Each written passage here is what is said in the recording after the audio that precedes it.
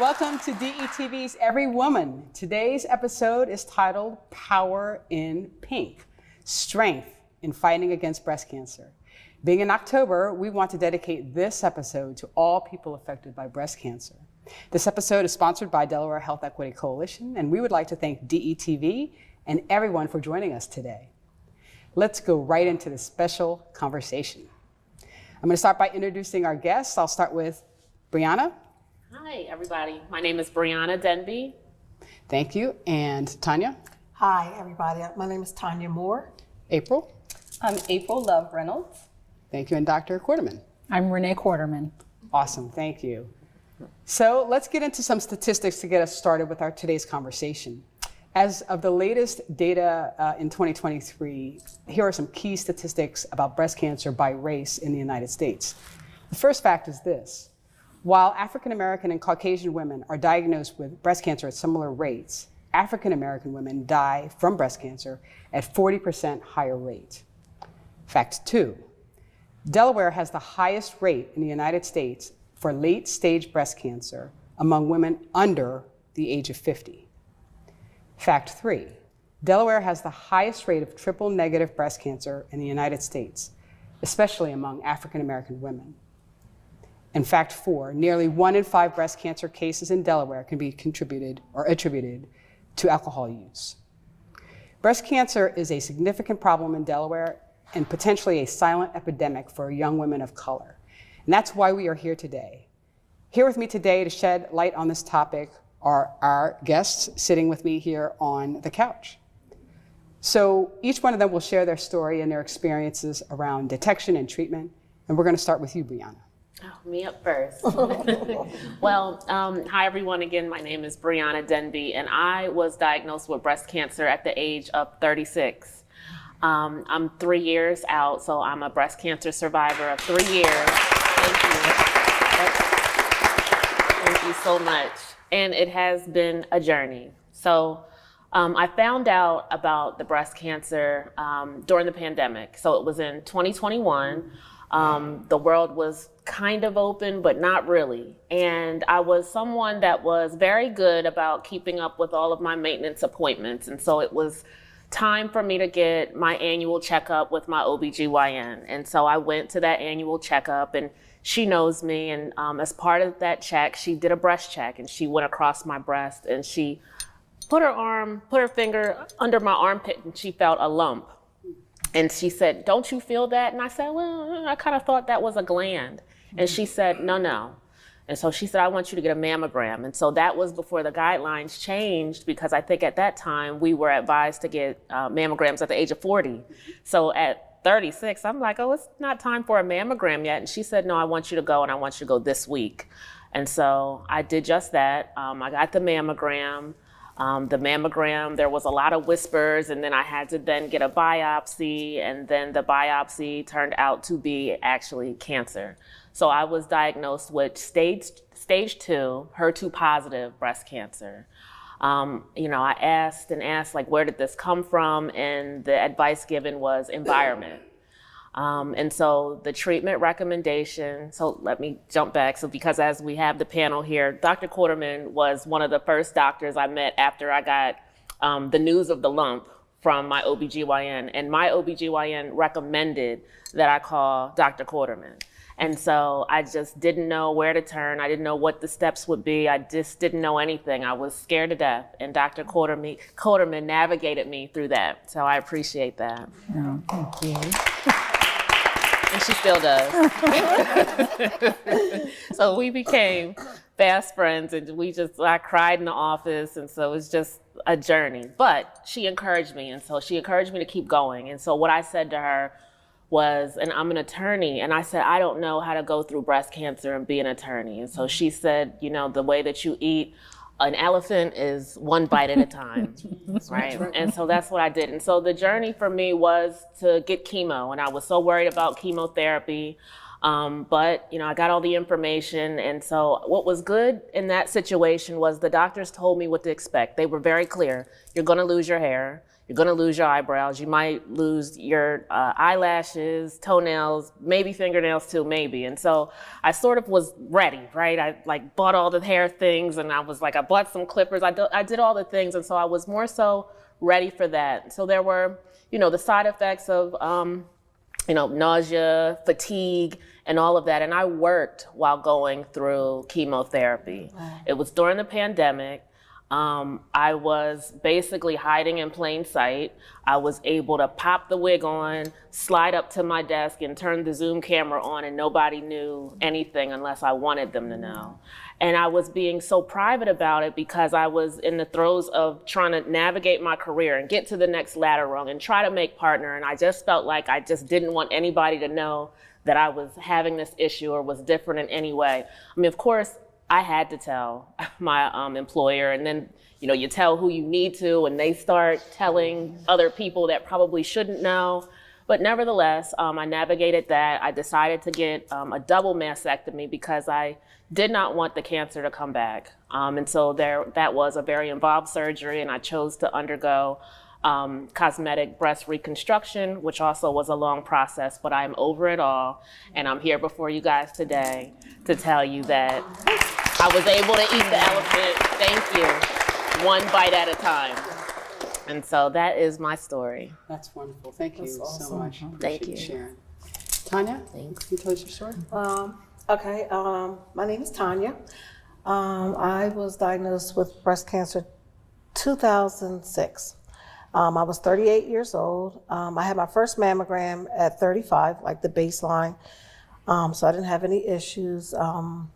I worked in a doctor's office. I had been working in a family practice doctor, so I was familiar with doctors. I was familiar with, knowing your body, doing checks and stuff like that. I realized I had a lump under my arm, and I went to see my family doctor, and she thought that it was a hair bump. Mm-hmm. So she gave me an antibiotic and told me to come back in 10 days. So when I went back in 10 days, the lump was still there, but now it was like painful, it was hurting. So she sent me to see a surgeon, and it was a surgeon that I was familiar with. His name was Dr. Wakamatsu.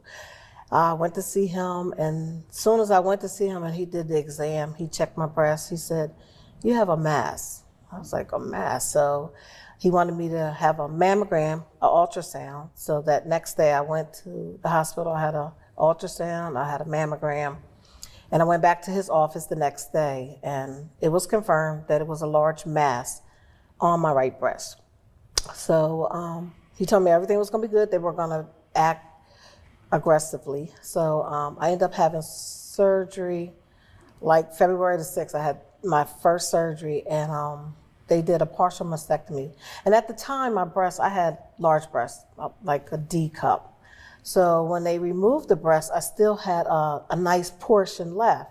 So out of the wedge that they removed, I had 17 positive lymph nodes. Mm. So he removed the lymph nodes and did the partial mastectomy.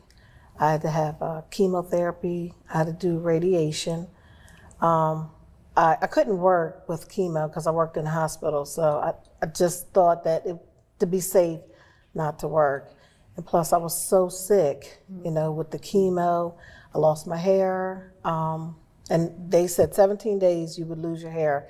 In 17 days, I lost my hair. Yeah. Like we cut it down low, but you're bald, and that's a hard adjustment. I mean, I always wore my hair short, but short hair and being bald is a big adjustment. Yeah. People say, wear a wig or wear a scarf, but if you're bald and you're not used to that, it doesn't work. So I had a great support system. I think if I didn't have the support system that I did, I wouldn't have been able to get through it. I lost taste, my tongue turned black, my fingernails turned black. It was just a long journey. You feel different. And when you look in the mirror at yourself, you look different. Mm-hmm. It's like, for me, I kept thinking I felt like I looked like a skeleton. But I got through it. I had small children. So like I said, I had a good support system. After the chemo, after the radiation, and all that, I started feeling better. I went back to work so I could do radiation while I was working. You know, I did 8 weeks of radiation, but like I said, it is a journey. And if you don't have the support system it's hard to get through. It really is. It's hard to get through. So after my breast healed, I ended up having surgery on the other breast just because I had one large breast and one smaller breast. So, but I'm here, living every day. I'm thankful. I'm grateful. I really am. So, Thank you so much for sharing. yeah. April? So I just celebrated 4 years of being in remission. So excited. So my diagnosis came a year before yours. And so I found out I went October 29th, 2019 and had my annual exam. And my gynecologist, Dr. Gordon, absolutely love him. He is retired, but at the time, I had just had a mammogram that May. And so he did the exam and he felt something and he said, let's be safe. Let's have you go and have another mammogram. And within a couple weeks, I learned that I had triple negative breast cancer. Wow. And so initially when I had the appointment with the surgeon, I said, oh, triple negative, that's awesome, because negative is something good usually. Well, not in this case. I learned that it made the cancer more aggressive, and so they had to act very aggressive. The treatment had to be aggressive. And so I fast forwarded, I had a lump. Well, I had the port placed in my chest in December, right after Christmas. And then January, I started chemo, and that was 2020. Chemo was going well, and I had a Brave the Shave party, had all my family and friends come and shave my hair, because with cancer, there are a lot of things you don't have control over. Right. And I thought, this is something I do have control over. Yeah. So I had all my family and friends shave my head. But in addition to losing my hair, I also lost my husband of 21 years. He decided he did not want to be married while I was going through chemotherapy. And so in March, I made the decision to have him leave. And then March 13th, COVID hit and everything shut down. So here it is, my children are away at University of Delaware. I was home by myself. Thankfully, they had to return home because God has a plan. And his plan was that I was not going to fight it by myself, that my children would be there to support me. And indeed, they did that. And so, I had 5 months of chemotherapy. I had 30 rounds of radiation. I had a lumpectomy. And let me tell you, ladies, I am better than ever. Wow. Better than ever. I think back to, those days, those nights when I cried every night in the shower. Because when you are going through that, especially when you have chemotherapy and radiation and all of that, you experience every side effect. I experienced every side effect, but I knew that there would be an end. And I have family and friends who were supporting me, and I'm a principal, and so I did have to take a leave of absence because all those little germs, I couldn't be with them. But I think everything happens for a reason, and my goal right now is to spread awareness. I want women to know. At 48, I was diagnosed. You were 37. You were 38. Like, we have to be, vigilant. We have to check our breasts monthly. Yes. We have to, make sure that if something feels off, we always have that gut feeling, because I had a feeling something wasn't right. I just didn't want to listen to that because I just didn't. But we know. And so that is what my goal is now, is to make sure that I spread awareness that, 1 in, is it 9 women? Or 12. 1 in 12. Okay. Yeah. So, 1 in 12 women. So you think about this audience here. There are 3 of us. Maybe we've taken it for you ladies, but a friend, a family member may be diagnosed. So it's just important for us to be super aware. Thank you. Thank you for sharing the story. Yeah.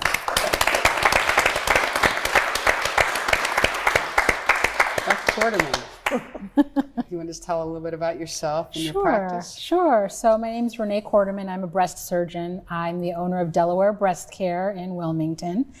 We opened in 2019. And so we are Just in time. Yeah, just in time, 5 years old. And we've actually recently merged with medical oncology, hematology consultants. So we've got more support and expanded and part of a national network. But I opened the practice to come back to Delaware and serve my community, and particularly my Black women. I just feel a special place. This is my home. And so I've just been so pleased with how we've been welcomed back in the community and all of the help that we're giving to everyone, whether they're patients or loved ones, they need education. It's been great. I will correct myself. I said 1 in 12. It's 1 in 8. Yeah, so I apologize for that. It's okay. Yeah. So I wanted to talk a little bit, and I hope you can chime in on this, because each one of you had a similar path in the sense that you had chemo and radiation, and you each had a different kind of surgery. So can you talk about the decisions that you made in terms of lumpectomy, partial mastectomy, bilateral mastectomy, and then Dr. Quarterman, if you can chime in on sort of what that decision-making process looks like from the surgeon's perspective. But if we can start with you, Brianna. So I did not undergo radiation. And I think I did not have to undergo radiation because I chose the option of double mastectomy. But that was a personal choice. I had the decision to either do a lumpectomy or a single mastectomy or a double mastectomy. And that was one of the very hard decisions I needed to make. But I figured because of my age, I didn't want to have to go around wondering, did it come back? Is it back? And I just didn't want that cloud over me. I just wanted peace of mind.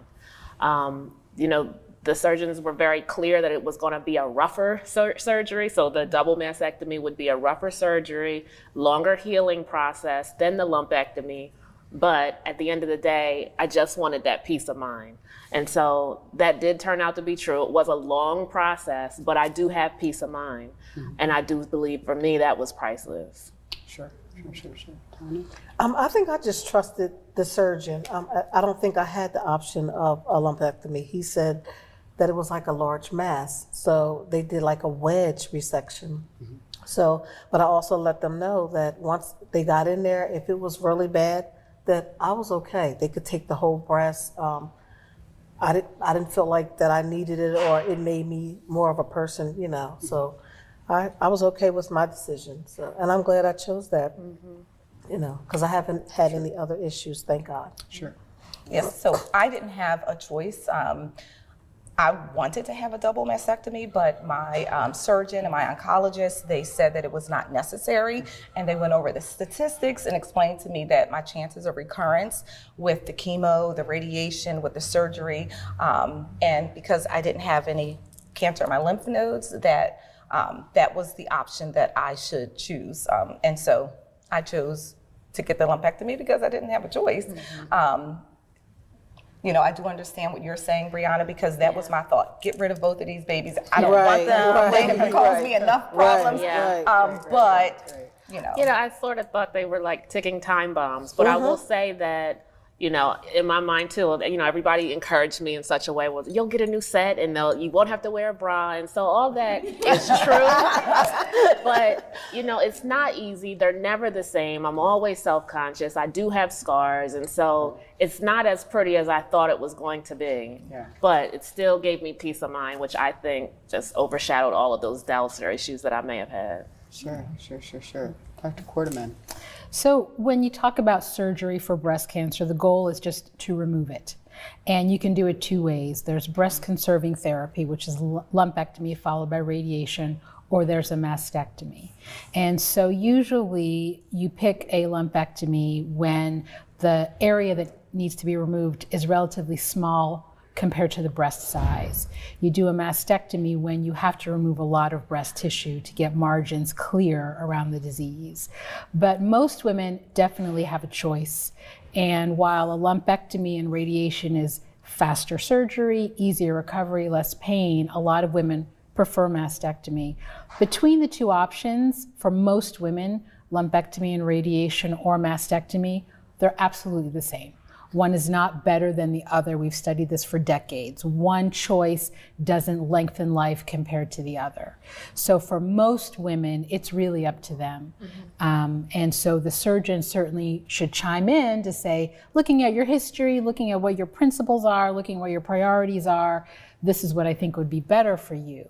It's ultimately up to the woman. We talk about it's your body, your choice. And a lot of women do feel that I got this when I was young. You're telling me that if I do a lumpectomy, I'm in for screening for breast cancer twice a year for the next 30 to 40 years. I definitely don't want that.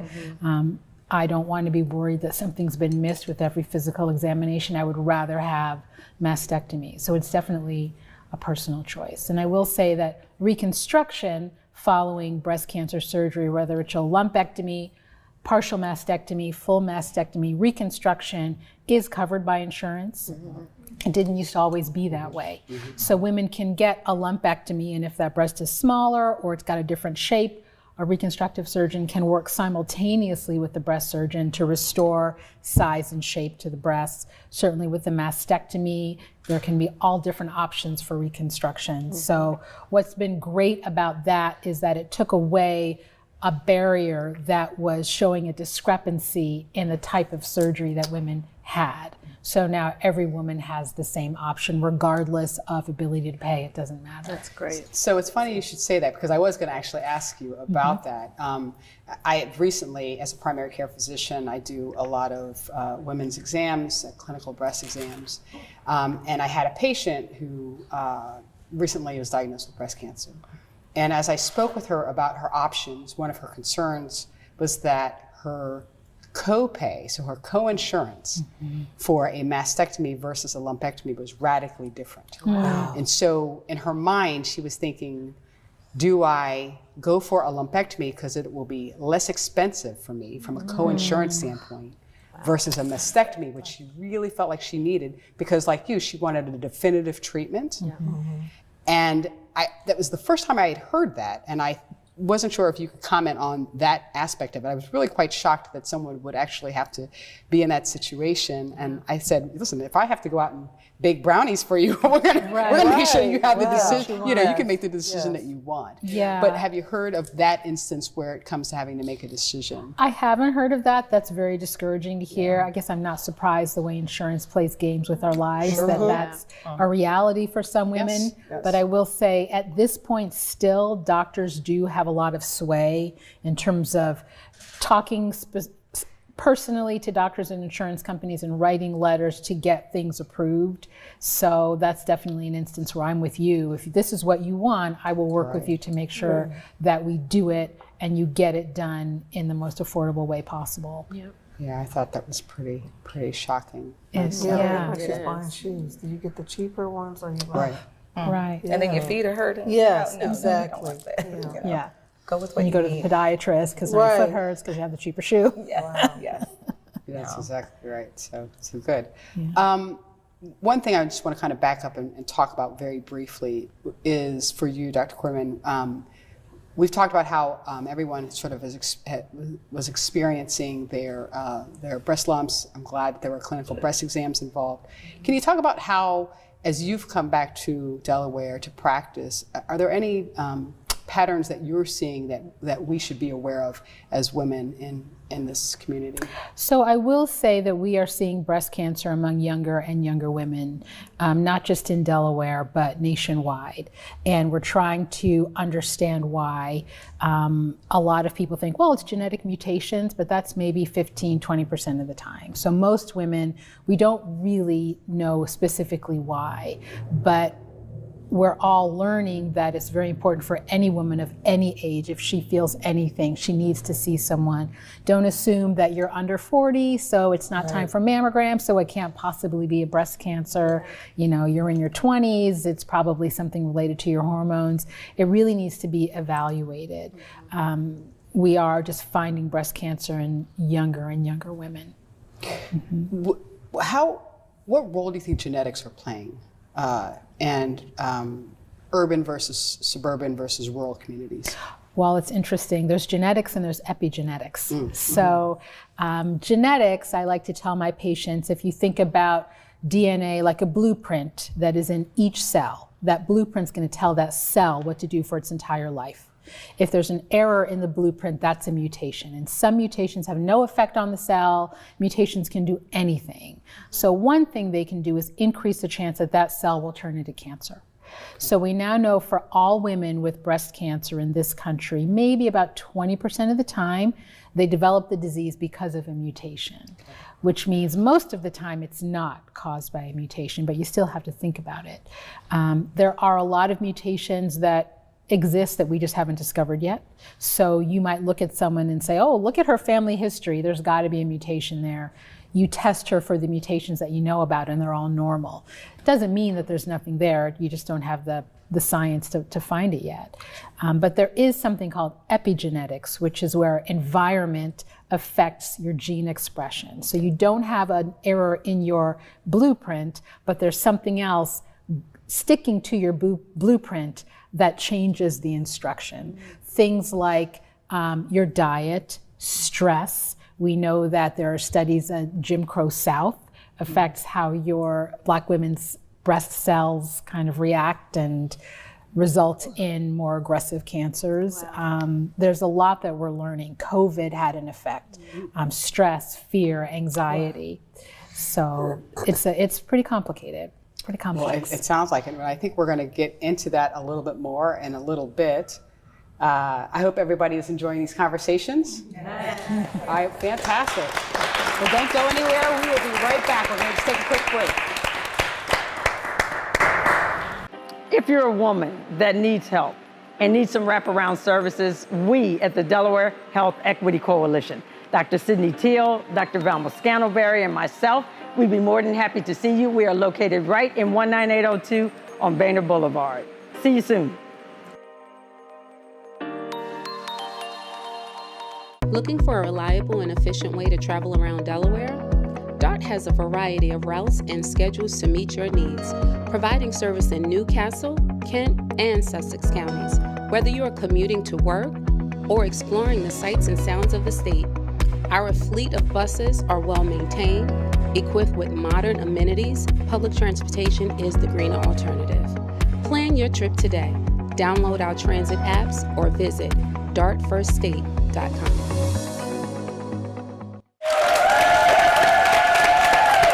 All right, welcome back, everyone, to Power and Paint, Strength in Fighting Against Breast Cancer. I am your host once again, Dr. Sydney Teal, and I'm here joined by my lovely counterparts here, Tanya, Dr. Quarterman, April, and Brianna. And we're going to start off this segment getting a little deeper into what's going on behind the scenes with breast cancer treatment, self-image, what's happening in your life, emotionally, spiritually, physically. So I'm going to ask everyone, everyone's sort of told their story.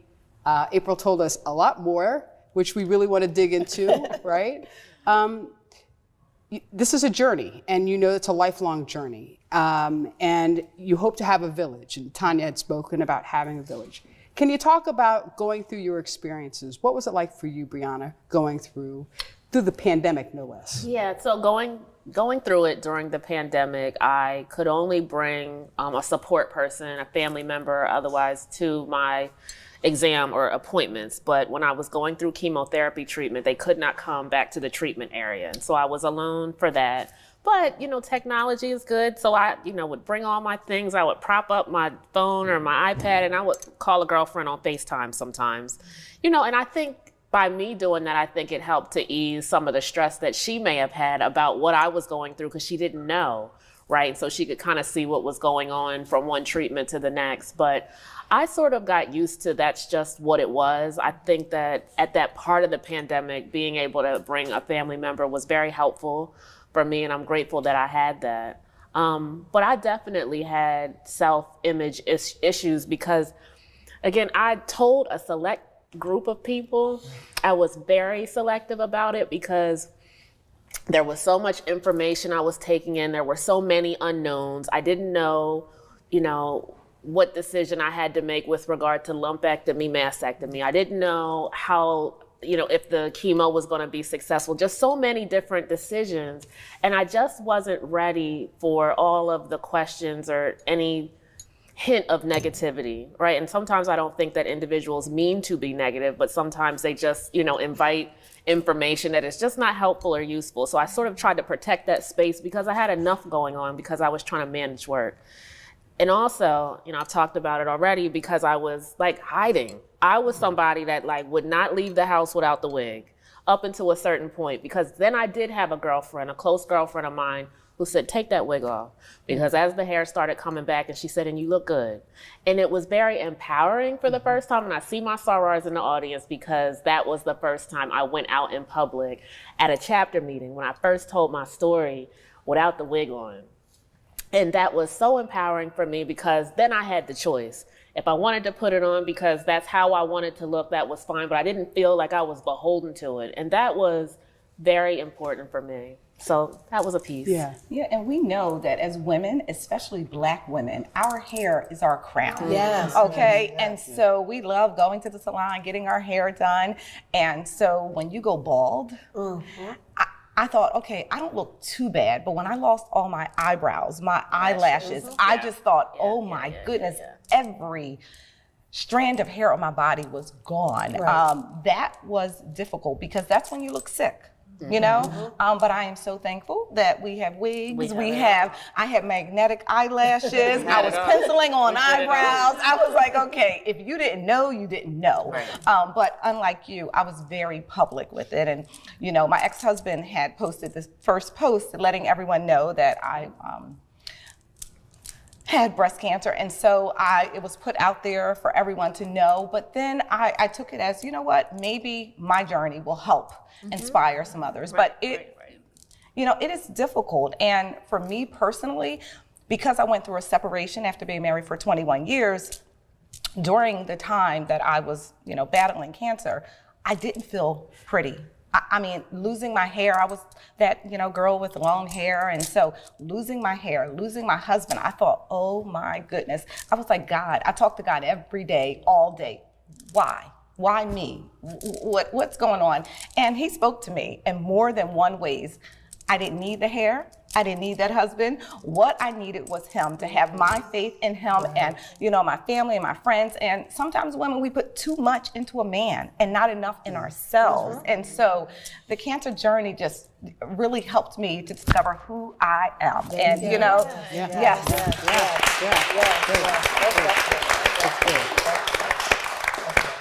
So you had hot flashes? Oh, did we ever? Oh my, you just have, sweat dripping down at any moment, right? I had it all. How did you hide the hot flashes when you were on TV? No, when you were on your, like on your screen. When you were... I just might have come out of the blazer. I just, had all the things. I mean, I think the night sweats is really what got to me. And I'm buying special sheets for night sweats on Amazon. But, you have the little prop fan. And so I brought that everywhere. And so I just made it cute. Well, let me tell you, chemo brain is a real thing. Oh my goodness, anyone who has gone through it, I would say to my children, I really forgot conversations. Like it was scary. I went back to work and, a teacher would say, remember we met and spoke earlier? And I'm like, oh no. And so I would just tell people, chemo brain. Now, things get better. But then when you start to age, you don't know what's going on. Is it the chemo or is it just aging? But there are things that happen to you afterwards. And so that is what people don't talk about. They expect you're done with the treatment. You should be back to normal. Right. But, I experienced anxiety, and I said, PTSD, I know that I have it. I can't even watch a show, a movie with a person who has cancer, a woman especially. And so I think it will probably forever be part of the fiber of who I am because of that experience. But, just know chemo brain is a real thing. It's when you do your yearly checkup. It's like anxiety for me. It's like, oh my God. What if I go? What if? But it's like, you have to go. You have to keep up on it, not saying, oh, I don't want to go because it's going to be bad. You just have to think positive. And but here's the thing. If you do get diagnosed, I mean, the likelihood that you're going to die is slim to none, especially with early detection. You know, I go October 29th, and it's so interesting because 2019, I went to my gynecologist on October 29th. So I have my mammogram on October 29th. And so I'm a little nervous every time we go. You just don't know. But I know that it's important for me. If I do have it, I know that I have a team of doctors who will help me through it. I have a family, a village, and, you know, God does not put anything in our lives that we can't get through. And so, you know, that's my testimony, and I believe it. And one thing I know we did not talk about, clinical trials. And to all of my Black sisters out there, I am part of Oncology Patients Advocates for Clinical Trials at the Helen F. Graham Cancer Center. Because when I went through my treatment, I thought my hair will grow back, I'll be back. And then when it started to grow in, I realized, ooh, it's so thin. It's a little different than it was. And I asked my oncologist, and she shared that the regimen that they have for most breast cancers, the participants were white women when it comes to breast cancer. And I understand why we typically don't participate in clinical trials, but things have changed. We have to do it now for all of the sisters who are going to follow us. It's so important that we participate in these clinical trials to see how these chemotherapies, how these medications impact us. So, yeah, I know you said you participated. I participated in a clinical trial too. The doctor asked, and I was like, oh, yeah, I will. So. Why did you do it? I don't know. I don't know. I think to help with research, you know? I think traditionally a lot of Black women think that they're not going to enroll in a clinical trial, or women in general, maybe I won't get the tried and true, maybe I'm going to get the test medication, are they really protecting my interests? But there's a lot of work that goes into really considering and respecting and not doing harm to the individual who's signing up for a clinical trial. It's free of charge. Women who enroll in clinical trials are usually watched more closely, and if they ever want to drop out and do whatever the standard is, they can. So the more that women know that, I think the more women that will enroll, and definitely the better. I mean, you talk about breast cancer being not the scary diagnosis it used to be. It's very rarely a death sentence anymore. And a lot of that is because of what we know and how we're able to tailor and personalize cancer care for every single woman. And that's because of clinical trials. And even more that we're knowing now about the experience of breast cancer in Black women is because of the Black women who have enrolled in trials. So I applaud you for that. We need more of that. We have to. Yeah, I love that. That's really fantastic. We had talked a little bit about genetics just before the break, and I was hoping we could dive a little bit back into that. I think you had shared, do you have a family member? Does anyone have family members with breast cancer? I do, yep, and my mother was diagnosed with breast cancer maybe like almost 10 years before me, and Dr. Quarterman recommended that I undergo genetic testing, and because I shared my mother's health history, I also impressed upon her to share to undergo the genetic testing and share results, compare results. And the interesting thing was that we did not have the same type of breast cancer, and the genetic variants that appeared in my report were different from hers. Wow. So we did not have the same type of breast cancer. And so as Dr. Quarterman mentioned, environmental factors, I think that was sort of what I thought was the reasoning for my breast cancer. It wasn't anything that I could have done or that I should have done differently. It's just sort of how, we consume the world, or how the world consumes us, whether it be plastics or the food that you eat or otherwise, or maybe the zip code you live in. Yes. Right, and the soil beneath. That's correct. And water you're drinking. That's correct. Right. And I did the genetic testing as well. I just wanted to make sure, especially for my daughter, because I have a daughter and a son, but more for my daughter, I just wanted to see, do I have the gene? Because if I had the gene, then I wanted her to undergo the genetic testing as well. And so it was really important for me to learn that, no, I don't. But, I've been in Delaware now for 30 years. And so could it be the zip code? I don't know. You touch upon your children, your daughter and your son, but I always like to tell patients that men can get breast cancer Yes. too. Right. And Yes. if there's a mutation that's running in the family, it's usually associated with more than just one type of cancer. So it affects men and women. And also your sons could have children, and so their children could inherit the gene too. So that information is important for every family member. Yeah. Now, let me ask you this. Now, I don't have the gene, but could my children have the gene because I had breast cancer? Like, could it be underlying? Could they still have They it? wouldn't get it from you. Okay. They wouldn't get it from you. If you don't have the mutation, then you wouldn't pass it on. Okay. Breast or cancer cells are mutated cells, but they are not inherited, if that makes sense. Yes. Yes. Oh, wow. So I have the gene. I have 3 children. My 2 daughters, they don't have the gene. My son, he wants to be tested too.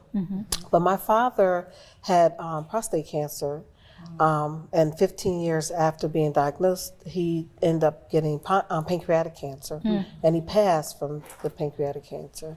So, but my mother, she didn't have breast cancer either. So we were just like wondering, like, where did the gene? Maybe I got it from. Well, can I ask you what gene it is? I have HER2 positive, so that's all I know. Okay. Is there a mutation, like a BRCA mutation or Yes, anything like it that? is. Okay. Because prostate cancer and pancreatic cancer are 2 cancers you have to think about that are associated with the mutation. Oh, wow. So thinking about not just your mother's history, but your father's history, what kind of cancer did anybody in the family have? Okay. And how old were they when they were diagnosed? So it's not just breast cancer, it's not just ovarian cancer. It's colon, it's pancreas, it's melanoma, it's prostate. It's a lot of different types of cancers and patterns. And he was 47 when he was diagnosed with prostate cancer. Yeah, that's a red flag. Prostate cancer under age 50 is physicians usually think, well, maybe there's something premature there. That's right. Well, and I think it's important because, as we talk about Black folks, we're so private. We're so private about our health. Well, yes, that's right. So Yes. private. And, even I, was private about it to a certain extent. And so when you think about what family member had what, so that you would know that that's a sign, or you always get asked, what is your family's health history? And you might know, the immediate branches off the tree, but you don't know a whole lot beyond that. And that's tough. And so I think it's important to impress upon your family to share what's going on, because you need to be able to inform your healthcare providers about what sort of issues may be prevalent in your health. My mother, when I got diagnosed, she said, "Oh, I think your cousin died from breast cancer," but she didn't even know. Yeah. And so I think people did keep it very private because it was like a dirty word years ago. Right. And it's crazy. I remember my first year teaching, one of my colleagues got diagnosed, and she was the first person I knew who was diagnosed. But since then, it's like I've been hearing more and more about people being diagnosed. And so it's interesting that Delaware, there is a higher number of Black women being diagnosed compared to the population. That's correct. That's right. It's funny when I meet Black women that are diagnosed with breast cancer, I feel a connection. I feel like close. It's like We're sisters it's now. like we're like related. We've had something together. And I love the stories. You hear all the different stories and how they deal with it. So Great stories of survivorship, no doubt. So we're going to now switch to our Q&A and ask our audience to see if they have any questions. Yes, go ahead. I have a question. What'd you say? I'm Valeria Muhammad. I'm a nurse practitioner, family nurse practitioner, and one of the pain points of it is actually trying to get women, particularly Black women, and I worked in community health base, West Side at one point in Henrietta, the underinsured or no insured to get a mammogram. And it's when I ask them why they don't, I don't want to know. Or the other, I don't want anyone to squeeze my breast. And now the quality indicators is every other year. And I'm like, no, you're getting a mammogram every year. And I think being a Black woman, being a provider, is helpful because a lot of times Black women only connect to Black women. And they think that if it's anyone other than Black, they're trying to do something under the, Right, you know, right. because of our history, the trauma of our history. But one of the things that I took on, you know, PAPS, doing all of those, is breast exams. And with the breast exam, and people coming in with feeling lumps, and I might not felt the lump, but I'm like, no, we're getting a diagnostic mammogram. Oh, I didn't know. Oh, yes, you can always get a diagnostic mammogram. Don't ever tell them, never, you can get one. I don't care if you have a pimple. I cannot sleep at night if you came back. So I think challenging for me, what was challenging for me, because now I'm in private practice for myself, but what was challenging was trying to get them over the fear. And literally in primary care, 15 minutes, you know, I was always running late, like, no, we're gonna commit to this. And I think I appreciate your stories, but I have found that it's been younger and younger women, because it's nothing like feeling the mass and you're like, uh-oh, you know, as a provider, and not panicking them, but in my mind, I'm like, I think she might have cancer. And knowing when I get the results, having to tell that patient, like the amount of therapy or different things, the caregiver needs care too. You know, when you have a lot of cancer diagnoses and 2 males, you know, I looked at one male, he was like, I have this thing on my breast. And I'm like, well, let me see. As soon as I saw it, I knew it was breast cancer. And even trying to get him to get a mammogram, or someone to take him to get a mammogram, like there's so many broken systems in the healthcare industry with getting mammograms and diagnostic mammograms. And for me, I just think the advocacy of continuing to let people know you can get a diagnostic mammogram under the age of 40. Right. And a lot of people, that was my thing, they did not know. And so spreading that and just applauding everyone is here. And as a provider, it's challenging to convince people to do something because of the fear. Yes. And, you know, I just used fear back at them. I was like, well, what happened to your child? If you had breast cancer, you're a single mother, you know, whatever their history was, that was my way in. What would happen to your grandchildren? You know, grandmothers. I'm a grandmother. You wouldn't even be placed. So that's usually how I get with knowing, because I'm a Black woman, knowing what we love. That's how I advocate, because a lot of people do not, in primary care, don't advocate, or they blow it off. Oh, that's a hair bump.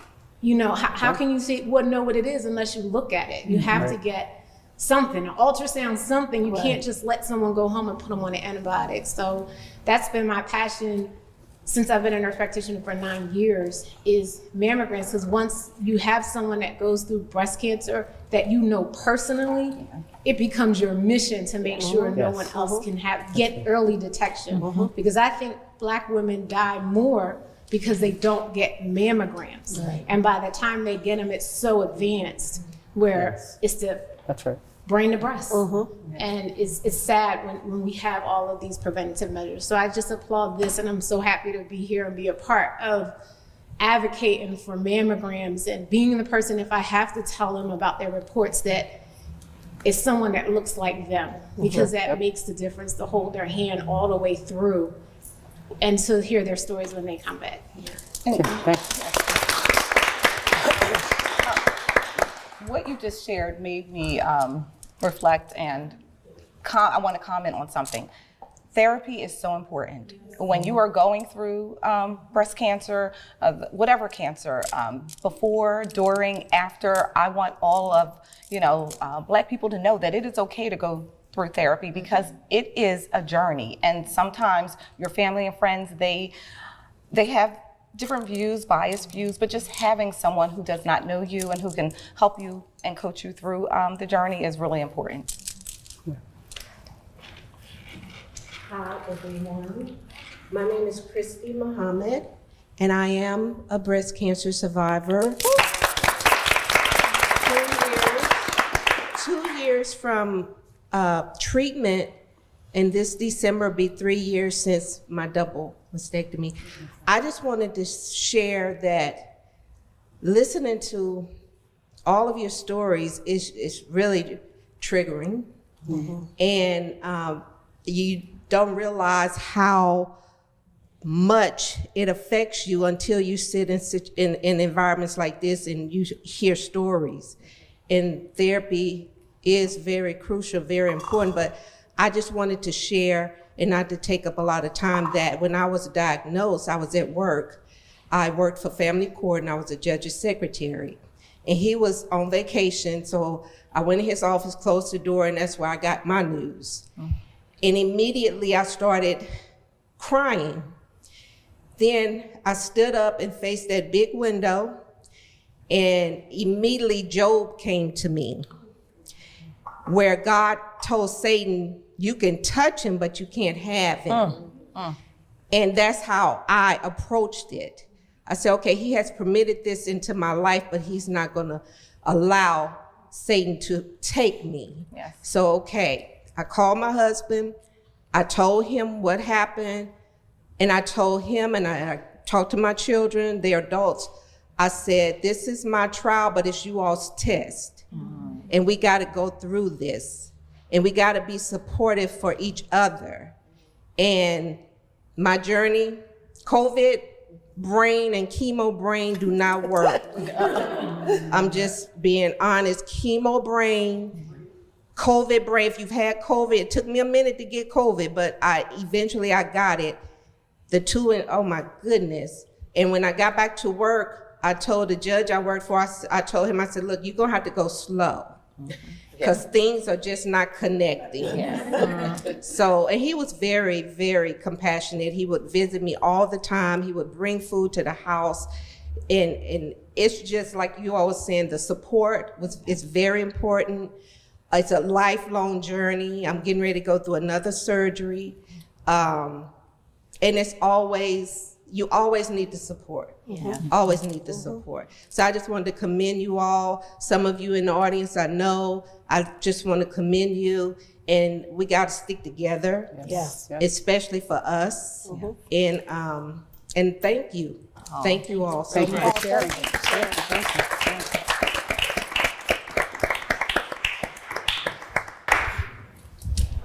Good evening, everyone. My name is Shellen Holder Key. Dr. Porterman is my breast surgeon. She didn't do my surgery, but she sees me now, and she is wonderful. I am coming up. I'm a 5-year survivor.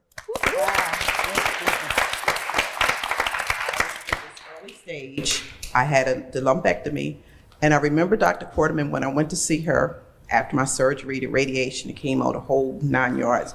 And she asked me about reconstructive surgery. I was like, what? Are you serious? After all that I went through? No. And I thought, no.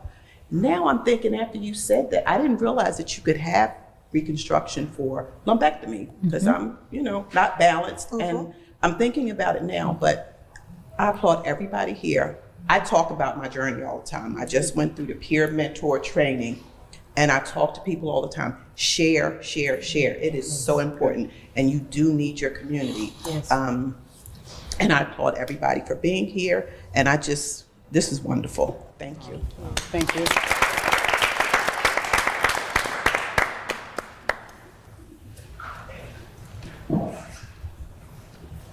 Thank you. Good afternoon, everyone. My name is Tracy Sellers. I am a clinical pharmacist in Delaware. Also a member of lots of civic organizations, sororities, deal a lot with physical and mental health. With breast cancer, we hear a lot about risk factors, some of them non-modifiable, which is what we all share today, a lot of Black women, non-modifiable risk factors, but some of them are modifiable. Things like alcohol use, the density of liquor stores in the neighborhood, environmental mutagens, things like that. So if we were to all get together in Delaware and pool all of our resources and target one area for legislative change, what would you recommend? I just would like to know, what do you think would be the one area to target first, or if there is an area? Well, I'll answer. I mean, I think that there's been a lot of studies connecting cancer incident rates to zip codes. It's starting to become publicized now. What are we doing with that data? Because I think the data's there, but the legislators don't know what to do with the data, right? And so there's certain zones, zip codes, areas in New Castle County where they're continuing to develop. They're adding schools, they're building homes, and the homes look good, but what about the people in them?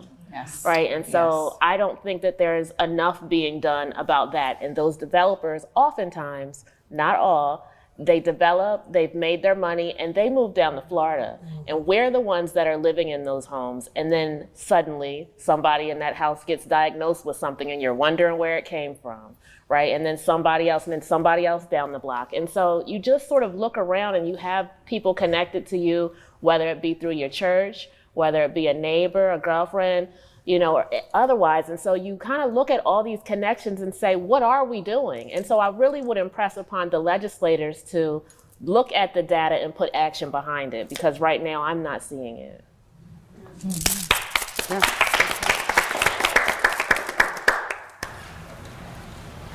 Hello, good evening. Is this on? Y'all can hear me? Okay. So my name is Renee Holland. I am a breast cancer survivor. 28th of this month, I think I will be 4 years, because I had my chemo and radiation during COVID too. But one of the questions that I've always had in the back of my mind, and Dr. Quarterman, you mentioned younger and younger women being diagnosed. I was diagnosed at 40. I had a mammogram at 38, no findings. I had a mammogram at 40, no findings. I was stage 3. The mammogram did not detect it. But one of the things that I want to ask about with the younger population is birth control. Is there a connection between birth control and breast cancer, since they are both hormonal? And what are we doing to educate our teenage girls on the prolonged use of birth control and the potential side effects such as breast cancer? I asked you that. Yeah, that's a good question, Renee. I love your first name. So actually, traditionally, we think that oral contraceptives might reduce the risk of breast cancer. But why are women developing breast cancer at younger and younger ages? There are other things that are hormone disruptors, for instance, hair relaxers. Hair dyes, particularly black hair dye. We know those products are associated with increasing the risk for breast and endometrial cancer. So that can have something to do with it. Also, what's in our food? What are the hormones that are being pumped into the cows that are giving us the burgers? Chicken. And the chicken and all of that. The pesticides that keep our corn clean and ready to eat. There are a lot of things that are affecting our hormones, not just the obvious things like our oral contraceptives that play a role. We have time for one more question. Just one more. I'm Priscilla Artist, and I was checking to see and questioning. I have two sisters that are breast cancer survivors, but then my daughter started feeling lumps in her breast, and I believe she had her first mammogram at 34. So should we be concerned at the fact that it is hereditary in our line, and the fact that she should continue to get these mammograms, or where should we go from here? Because she had a case where her primary physician kept saying, no, don't worry about it. And she kept, so finally, and then she went to get a mammogram, and then they kept telling her, you're too young to get a mammogram, you're too young. So I would say there are calculators that are available to all healthcare providers free of charge that we can, and I think should use for all women aged 25 and up. So for your daughter, for instance, it sounds like if we put her into the calculator, we might be able to justify that she starts screening for breast cancer at age 35. So that's important for women to do, because if you get that data, then insurance companies can't really argue back that you can't get imaging done if your risk is above a certain level. Mm-hmm. Thank you. You're welcome. Thank you. I guess one more. No. Hi, Dr. Scantlebury. I just wanted to add a comment to the question that was raised about the incidents in Wilmington. And one of the things that was presented by Scott Siegel from the cancer research at Helen Graham was that they're based on data looking at triple negative breast cancer in Delaware. I see here in Newcastle County, there are 2 hotspots. One is in Wilmington, on the east side, and in Bear, where there's higher number of triple negative breast cancer at an advanced age. And so this is information that needs to be researched, to look into, and we know that whether it's lack of access to mammogram, because when you look at how many people are getting, why is it at an advanced stage?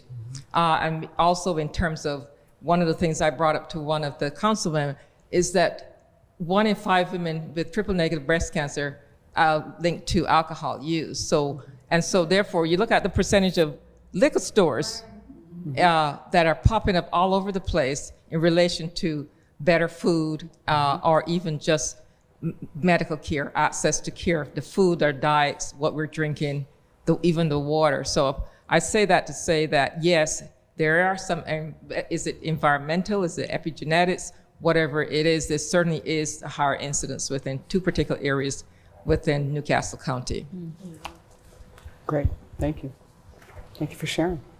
Yes, wow, learned a lot. Isn't it something? Yes. That's exactly right. And I think Tracy back there was sort of hitting on that as well. There are the factors that we can control as women, and then there are the things, the modifiable factors, and there are the ones that are not modifiable.